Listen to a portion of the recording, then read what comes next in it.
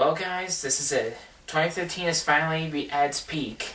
A new year's about to begin in just a couple days, which means it's time for only one thing. My top 7 most forgettable movies about 2013. Now, you may notice why I'm saying my most forgettable. Well, to be honest, I haven't really liked much of the movies that came out this year very much, but they're not like super horrible that I will call them the worst movies I've seen.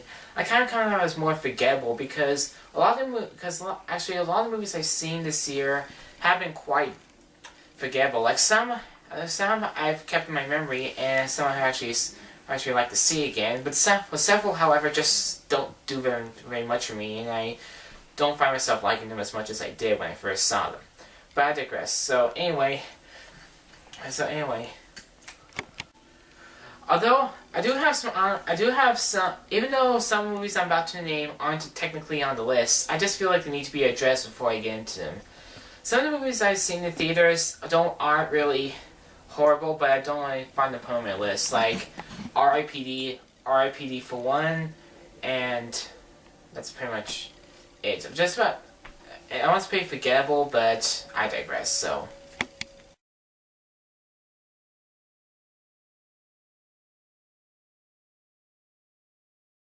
Okay, starting off the list today, we have number 7, which is Red 2.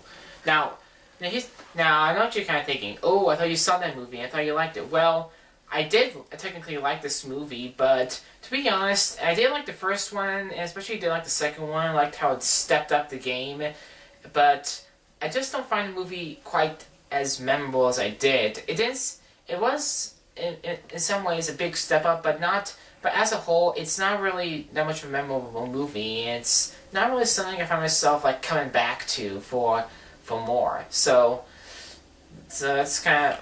basically that's all there is to it. It's number 7.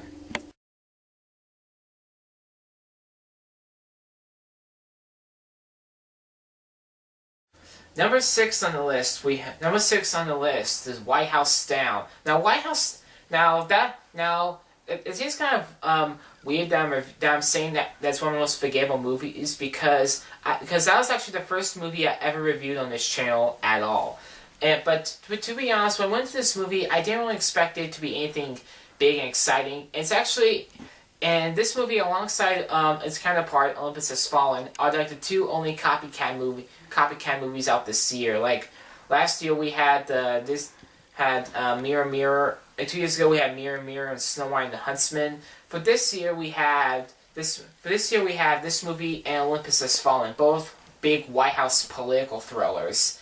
White House Down didn't really live too much to my expectations. It had some great action in it, but a lot of it seemed kind of cliched and like it was like too big. And all the special effects and explosions were like too big, like really big, like really loud and like really like in your face stuff. And trying honestly, coming from me who's seen movies, that's not technically much of a good thing because it seemed kind of overused a bit too much and kind of overstayed its welcome. So honestly, that movie, it was a good movie. I just don't find myself like saying, "Hey, wow, that movie was awesome. I gotta get the DVD."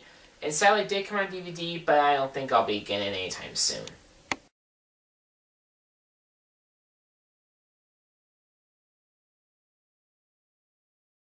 Number 5 on the list, Percy Jackson and the Olympians, The Sea of Monsters. Now, you may be kind of thinking, why am I doing this one? Well, apparently I did like the movie when it came out, and I did give it a good time, no munchies required rating, but now that I look back on it, it was memorable, but I didn't really like the direction that Tor Thradenfall, the director, and Chris Columbus, I didn't like the kind of approach that they take to making these films. Like the first film, The Lightning Thief, it took me a while for me to get used to it. I did enjoy it, but it was so completely diverse from the book. Like Rick Riordan wrote the book series Percy Jackson and the Olympians, which has sold thousands or even millions of copies worldwide. It's like one of the biggest young adult series there is. And here in the first film, they totally like butchered it up. Like they changed so many things just to like make things easier for them. And here on the second, and apparently on the second album they changed up things really a lot. Like I won't go into any details because I won't do it because I don't really like to do that. But I can see that they kind of mix up some things just to like. It kind of mixed up a few things just to like make the second movie a standalone sequel, but I think they could have done a lot better by staying more true to the book itself, rather than just trying to like rely mostly on their own material for it. And I did read recently that Fox has already greenlit The Titan's Curse, the third film, to be released in Christmas of 2015. So I'm gonna be keeping an eye out for that, and I really hope that they really do step it up because I don't find myself. If they keep doing this, I can find myself skipping this series altogether.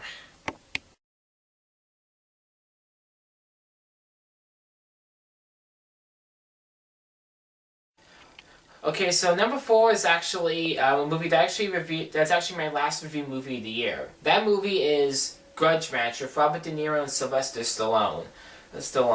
Now, I didn't really have many expectations for this movie, and as you may have heard in my review, I wasn't too fond of it because it basically was kind of an excuse to have to have a big action movie star and another older action movie star get into a wrestling ring and just have it all like this.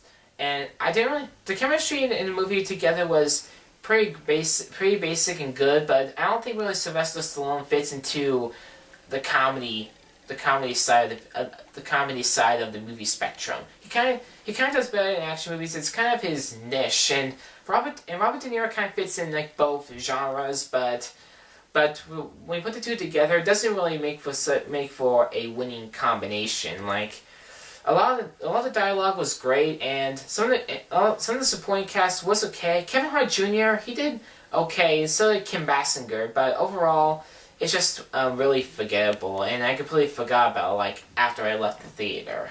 So I don't know. It wasn't a waste of money, but it's not something I'm going to be returning to anytime soon.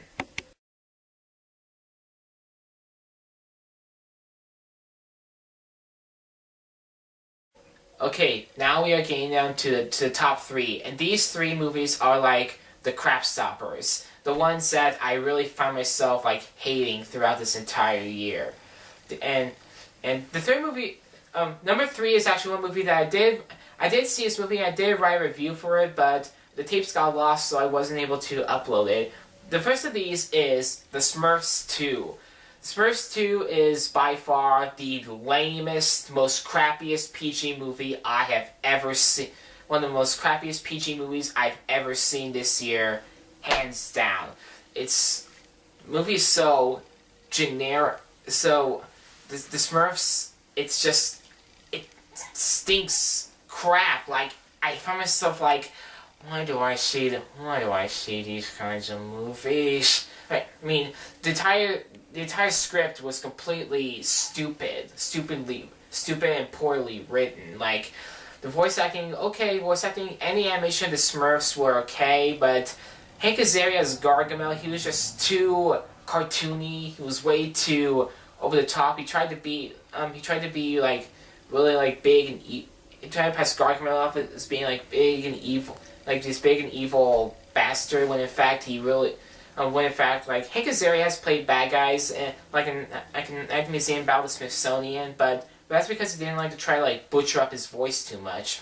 But this film, he like completely like you don't even know it's him. Like that's not really. I'm not saying that's a bad thing, but I just didn't really enjoy his performance. Overall, this movie is extremely horrible, and I'm not gonna return this movie anytime soon. And who knows? I might see the third movie, I might not.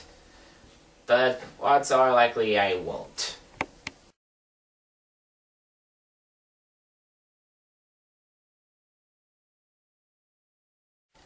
Number two.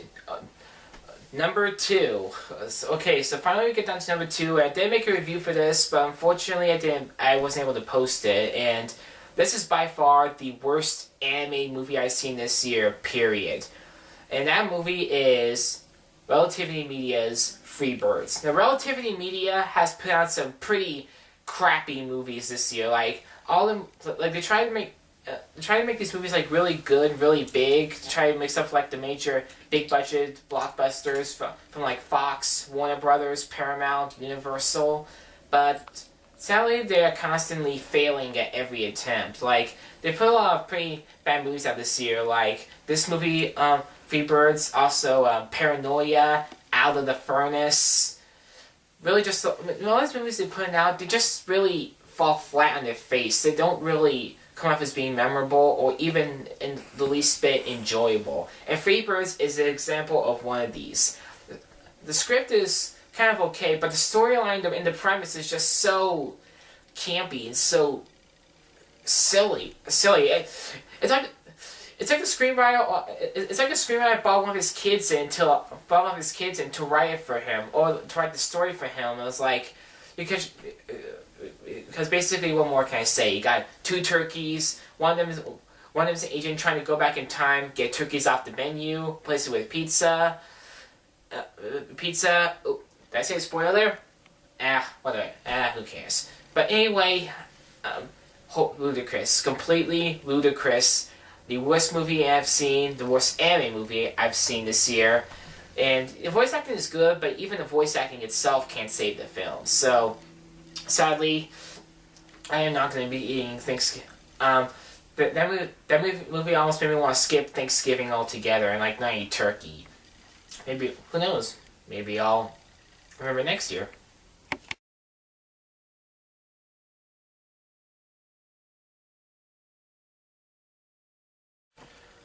Okay, people.